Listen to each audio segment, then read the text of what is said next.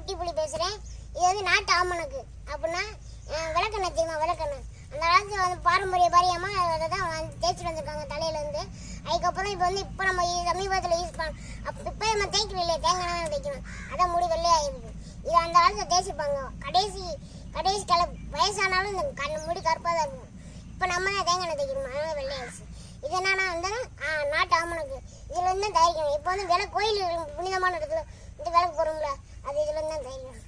இதோடைய தன்மை வந்து பெரியவங்களோட தான் கேட்டு தெரிஞ்சுக்கணும். இப்போ நம்ம புரிஞ்ச காசு இதை பார்த்து வித்தியாசமாக இருக்கும், முள்ளாக இருக்கும்.